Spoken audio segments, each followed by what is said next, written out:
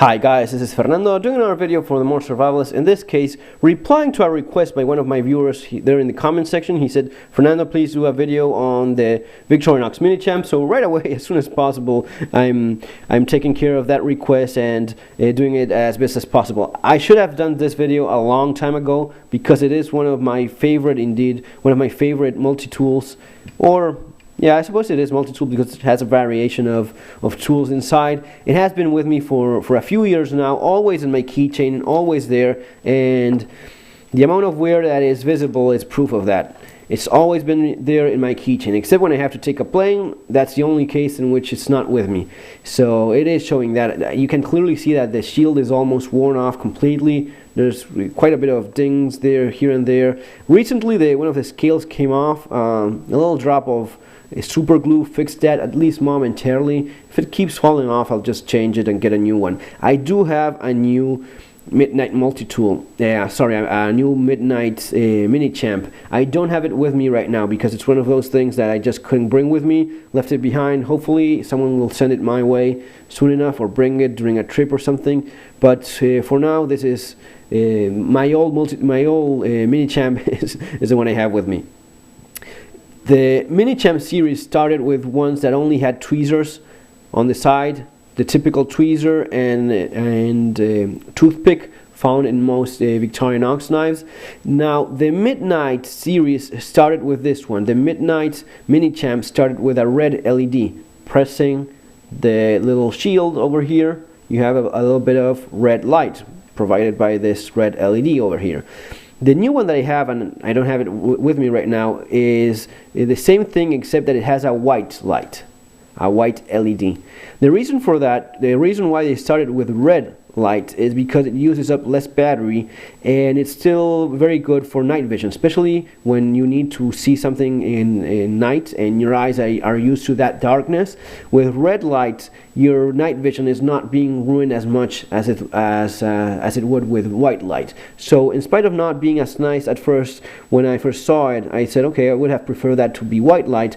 The red light kind of grows in you because you kind of end up appreciating that when your eyes are used to darkness, red light is usually better. Let's start taking a look at what we have inside here, crammed inside this very small, very compact little Victorinox. First of all, we have, of course, a blade here. Small, about 1.5 inches, and you have a little knife that is sharp enough. It's easy to keep sharp. As with most, at least in my experience, with most Victorinox knives, just a little bit of care is going to be sending them back to razor sharpness. It's not, of course, it is small, guys. Let's be honest. It is a small little knife just for cutting a few bit of strings here and there. But, you know, here's an example with paracord. You know, it just works for that sort of thing. It's not fantastic, but very much possible, as you can see. And that's the kind of thing you will be doing with this little knife. Nothing beyond its basic ability to cut stuff within its limitations. All right, we have bigger knives that we tend to abuse more, and that's just fine. I mean, if I'm talking about a survival knife of more generous proportions and someone says, yeah, I'm gonna be using that for prying, and you know what, just go for it, because a survival knife of a 4 or 5 inch blade that is a fixed blade, it should be able to take that kind of abuse well. All right, it's not intended to be a prying tool, but if you have a 1/4 inch blade that is specifically made as a survival knife should do those things. Now, for a small keychain tool such as this one, you have to be careful. You have to understand its limitations. It is a small little blade that will snap if you put any considerable amount of force to the sides of it. You're not going to be using this for prying. It's going to be breaking very easily. Now, the nice thing about the Minichamp is that besides this little knife that you have here, which is okay, and you do have a nice little tip here for, you know, drilling a little bit of a hole in softer material, nothing too crazy, but it is quite capable in spite of its size. Besides this one, in case you just snap it, you also have a secondary emergency blade. That's the way it's described in the manual. It's an emergency blade, right? And this one I make sure I keep razor sharp.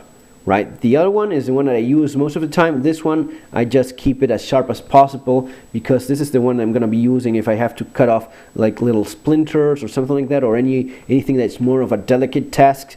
I just like, and I really appreciate having two blades in a tool. That's something that I have also in the Charge and Wave series. You have the straight and the straight blade and the emergency blade as well. That's just nice to have two knives in one tool. That's at least something that I like. You also have what I believe to be one of the best designs in terms of these little tools, the Phillips Screwdriver of the Minichamp. The Phillips Screwdriver on the Minichamp is just fantastic. I mean, I don't know who worked this out, how they figure it out, but it always fits. Whatever Phillips screwdriver, whatever Phillips screw you're trying to unscrew or screw back into place, this little guy here just fits most of the time. Unless it's something unless it's too big, generally it's just gonna be going right well. It's for small screws, for mid-size screws, it always works. And I always find that it has enough of a reach so as to get the job done.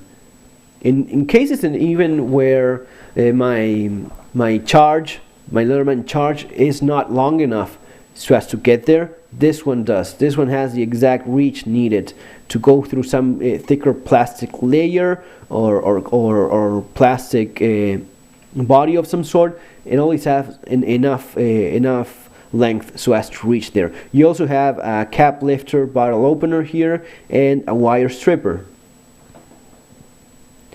Let's keep looking. We have the scissors, which are well made by Victorinox. The weak point in this design is the little spring that you have here. This will break eventually. I don't use the scissors as much. If I have been using them more often, it probably would have broken already, but it's no big deal to change it. It's quite easy to change this little spring. Just pop it there, remove it, get a new one, and just push it back into place, and that's it. And still working okay in spite of having been with me all these years. Again, I don't use scissors that much, and when I do, it's just cutting a little bit of thread here and there, something like that. But when you need something that's more precise, these little scissors are just the thing for that. Maybe if you want to cut a little bit of an article from the newspaper or whatever, it just gets the job done. Not fantastic, but you do have scissors. Let's keep looking at other things that we have here as well. This is the Cuticle Pusher, which I don't really use that much. I mean, I get my nails done in a salon. No, I'm just kidding, guys. I don't get my nails done anywhere. But you know what? In spite of being one of those things that when would I ever use this kind of thing? Well, I do end up using it. I end up using it as a larger flat screwdriver. Does work for that. Not as much of a cuticle nail pusher, but as a flat screwdriver, I use it for more, nothing too crazy, but some prying tasks, nothing too demanding, but just a bit of some prying tasks. I use it, for example, when using the potassium permanganate for my kids, which you don't have to touch with your hands because it's highly oxidizing. I use this, just a small amount, a couple of crystals to drop into water.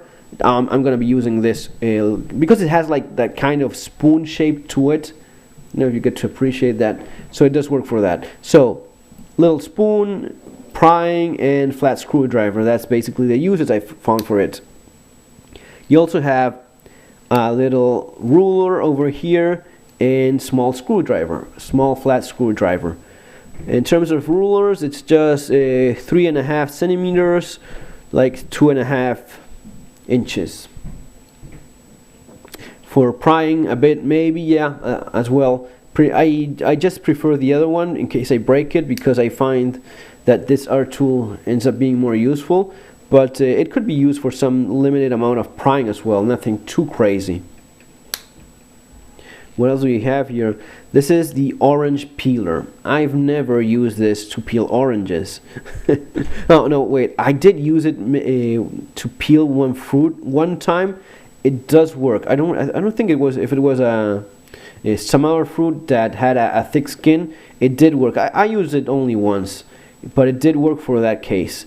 Now, as an orange peeler, I suppose that if it has a thick skin and you want to use it, it would work.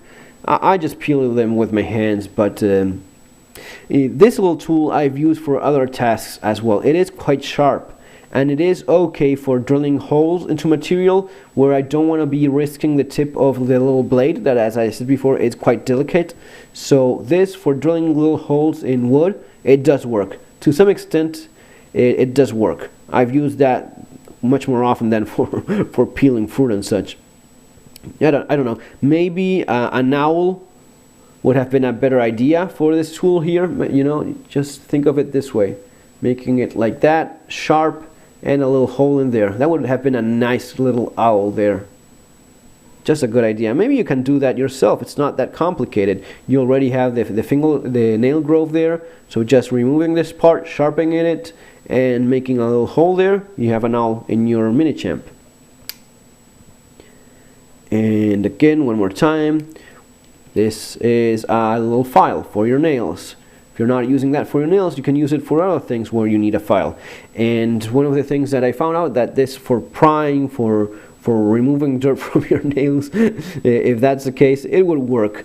In my case, I use this more often for as a larger two-dimensional Phillips screwdriver. That's honestly the kind of use that I give this particular tool. So you see, I end up using the tools that are maybe intended for hand and nail care, well, more often for other things. It's just that having so many of these little variations, those little shapes, gives you different options, and once you are familiar with them and you have some little task or job to get done, you remember that you have it and you say, okay, this thing would fit quite well in this other job, right? Finally, well, you have a pen. You know, just pushing it on the side. Nice little pen. According to the manual, which is long gone, a long time ago, you are supposed to do this. No, yeah, well, it's this one. According to the manual, you have to deploy the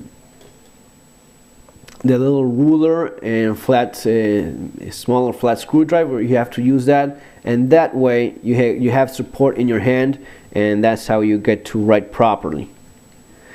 I've never used up one of these pens in the Minichamp. It is quite useful whenever you have to sign something for your credit card or whatever. Sometimes the clerks don't have a pen. You just use this, and that's it. If you ever use up this little pen, you just have to grab it, pull it, comes off as you see here, and that's it. So as to replace it, you just put it back in place, push it, and that's that. Again, kind of like jewelry little mini tool. You have to be careful with it. You cannot abuse this thing, because if not, you're going to be breaking it quite easily. That's basically it, guys. Finally, it has the key ring here, which I always keep attached with a lobster claw over here.